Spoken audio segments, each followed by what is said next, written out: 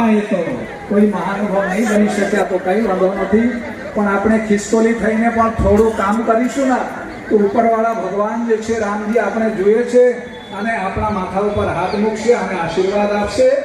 અને મિત્રો હવે વધારે સમય ના લેતા આ રથયાત્રા શરૂ થાય અને 22 તારીખે સમગ્ર ગુજરાત, સમગ્ર સુરત, સમગ્ર હિન્દુના એક એક ઘર રામમય બને, રામ નામથી ગજી ઉઠે.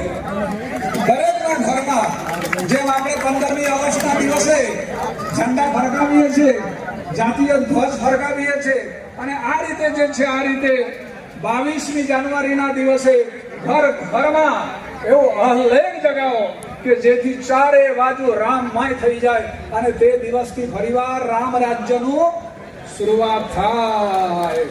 એ જ અભ્યર્થના. જય શ્રી રામ. શ્રી રામજીનો આશીર્વાદ આપ સૌના સિર પર, મસ્તક ઉપર વર્ષિત હો એવું શ્રી પ્રભુ રામચંદ્રજીને ખૂબ ખૂબ પ્રાર્થના. જય શ્રી રામ. નમસ્કાર. હવે કાર્યક્રમનું સ્વરૂપ આપણને કહું કે અહીંયા કુમારો ઊભા છે, મંત્રોચ્ચાર થશે, શંખનાદ થશે, 108 બહેનો દ્વારા મહાઆરતી થશે અને રથ શરૂ થશે. પહેલા આપણી પાસે હવે 2 વક્તા બાકી છે. राष्ट्रीय अध्यक्ष हनुमान सेना के आदरणीय तिलक दुबे जी और भगवा सेना से राष्ट्रीय अध्यक्ष कमल भाई रावल, 2 अधिवक्ता बाकी. उसके पहले जो दाता यहाँ पर चेक लेके आए हैं तो कृपया यहाँ विनय भाई और दीपेश मेहता को वो चेक मोकलो. जो તમે તમારે લેવાનું છે.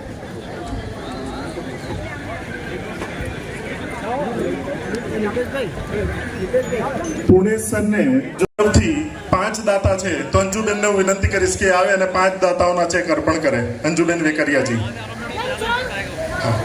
અને ઉધના તેરાપંથ સમાજના અધ્યક્ષ પણ આપની વચ્ચે ઉપસ્થિત છે અને એ પણ એમનો ચેક અર્પણ કરવા માંગે છે, તો હું એમને પણ વિનંતી કરીશ. નાહરજીને, બસંતીલાલજી નાહર.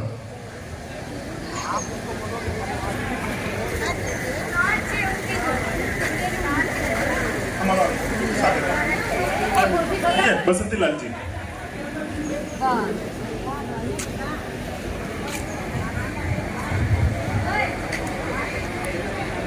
રથયાત્રા છે, ગામે ગામ, ઘરે ઘરે, કુટુંબ થી એક જણ થાય અને ઐતિહાસિક ઘડીનો સાક્ષી બને.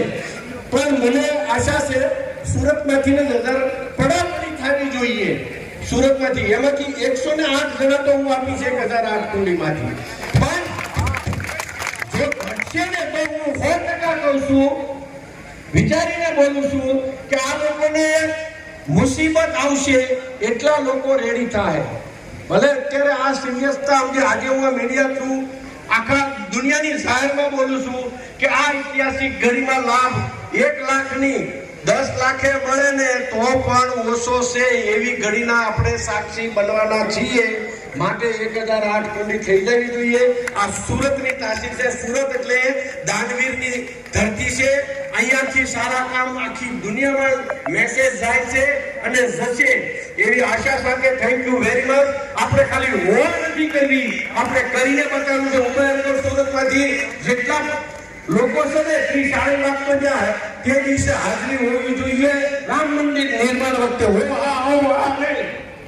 આપણે હોવા જોઈએ. ઐતિહાસિક ઘડીમાં આ આપણા સદભાગ્ય છે. આ આપણા માટે બહુ સારી સાઈન છે. તો આશા રાખું છું રામ મંદિર નો જેને કઈ ભાવ છે, જેને પ્રગટ કરવું હોય આમાં આહુતિ આપવા, એના ખાલી દર્શન કરવા જાય. એ ઐતિહાસિક ઘડી, કારણ કે નરેન્દ્રભાઈ નાની હુની આમાં રિસ્ક નથી લીધા, નાની હુની મહેનત નથી કરી. જીવન આખું એમાં હોવું છે તો એ રામ મંદિર નિર્માણ થયેલું છે. આ ઘડી કદાચ મળે કે ન મળે, આ બધાની હાજરીમાં આપણે જો રામ મંદિરમાં એક આહુતિ આપી શકીએ તો આપણું જીવન ધન્ય ગણાય. Thank you very much. ખૂબ ખૂબ અભિનંદન. લંકા જવા માટે જ્યારે સેતુ બંધન કાર્ય કર્યું હતું અને ત્યારે હનુમાન, નળ, નીલ, જાંબુવાન બધા વીરો તો બધા મોટા મોટા પથ્થરો લઈને આવ્યા હતા અને આ જોઈને એક નાનો ખિસકોલીને થયો કે હું તો નાનો ખિસકોલી છું, હું કોઈ પથ્થર ઉપાડી શકું તેમ નથી, કોઈ ઝાડ ઉપાડી શકું તેમ નથી, પરંતુ રામજીના કાર્યમાં મારે કંઈક યોગદાન આપી છે, મારે જોડાવું છે. એટલે નાનો